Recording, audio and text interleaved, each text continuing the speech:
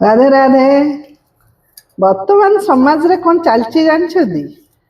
ମାନେ ଆମେ ଆଗେ ଯେତିକି ଦେଖିଛୁ, କିଏ ଗୋଟେ ଦୁଃଖୀ ହେଲେ ଜଣେ ଦୁଃଖୀ ହଉଥିଲେ, କିଏ ଦୁଃଖୀ ହେଲେ ମାନେ କାନ୍ଦୁ ବି ଥିଲେ ଦୁଃଖୀ ହେଇକି।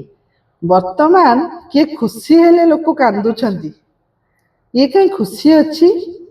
ଇଏ କ'ଣ ଭଲରେ ବୁଲୁଛି? ଇଏ ଯାଇଛି? ମାନେ ତମର ଯଦି ଦୁଃଖ ସମୟ ବି ପଡିଛି, ସେ ଦୁଃଖଟାକୁ କୋଉଠି ଡିସ୍କସ୍ କରୁନାହାନ୍ତି ଯେ ଯାହା ହଉ ଏତେ କଷ୍ଟରେ ସେ ଏଇ ଜିନିଷଟା କଲା, କି ଏଇଟା କଲା, କି ଦୁଃଖରେ ଅଛି, ବର୍ତ୍ତମାନ ତା ଦେହଟା ଭଲ ନାହିଁ, କି ତାର ମାନେ ପଇସାର ସର୍ଟେଜ ଅଛି କି କ'ଣ, ଏସବୁରେ କେହି ଡିସ୍କସ୍ କରୁନାହାନ୍ତି। ଡିସ୍କସ୍ କୋଉ ଜିନିଷ କରାହଉଛି? ଆରେ ଇଏ କେତେ ଖୁସି ଅଛି, ଭଲ ଭଲ ଜିନିଷ ପିନ୍ଧିକି ବୁଲୁଛି, ଇଏ ତ ସବୁ ଫଙ୍କସନ୍ ଆଟେଣ୍ଡ କରୁଛି, ଏତେ ଖୁସି କେମିତି ଅଛି? କନଫ୍ୟୁଜ, ପୁରା ଦୁଃଖରେ ଲୋକ ଭାଙ୍ଗି ପଡୁଛନ୍ତି। ମାନେ ଆମେ କାହାକୁ ଦୁଃଖ ଦବାକୁ ଚାହୁଁନେ, କିନ୍ତୁ ଦୁଃଖର କାରଣ ହେଇଯାଉଛେ ଆମେ କାହିଁକି ଖୁସି ଅଛେ। କେତେ ଆଶ୍ଚର୍ଯ୍ୟ ଲାଗୁଛି ଭାବିଲା ବେଳକୁ। ରିସେଣ୍ଟ 2 ଦିନ ତଳେ ଜଣଙ୍କଠୁ ଶୁଣିଲି,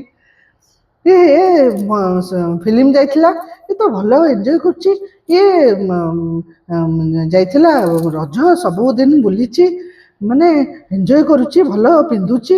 ଆଉ କ'ଣ ତାକୁ ଆଉ କ'ଣ ଦେହ ଭଲ ନାହିଁ, କ'ଣ ମାନେ ତାର କ'ଣ ଅସୁବିଧା ଆଉ କହିବ? ହଁ, ପୁରା ମୁହଁ ଶୁଖେଇକି ସେ ଜଣଙ୍କ ଆଗରେ। ମୁଁ ଆଶ୍ଚର୍ଯ୍ୟ। ମାନେ ଏଇଟା ଆପଣଙ୍କ ସହିତ କହିବାର କାରଣ, କାହା କାହା ସହିତ ଏମିତି ହେଇଛି ମତେ କମେଣ୍ଟରେ କହିବେ। ପ୍ରକୃତରେ ଲୋକ ଖୁସି ହେଲେ ଅନ୍ୟ ଲୋକ ଦେଖିକି କାନ୍ଦୁଛନ୍ତି। ଆମେ ଅନ୍ୟର ଦୁଃଖର କାରଣ ହେଇଯାଉଛେ କେତେଟା ଜାଗାରେ।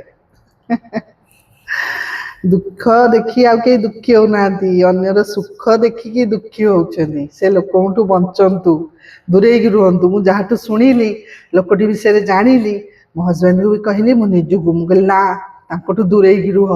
ଏ ଲୋକ ଭାରି କ୍ଷତିକାରକ। ଯିଏ ଅନ୍ୟର ସୁଖରେ ଦୁଃଖୀ ହୁଏ ନା, ସେ ସବୁଠୁ ବଡ଼ କ୍ଷତିକାରକ ମଣିଷ। ତାଙ୍କଠୁ ଦୂରେଇକି ରୁହନ୍ତୁ। ରାଧେ ରାଧେ।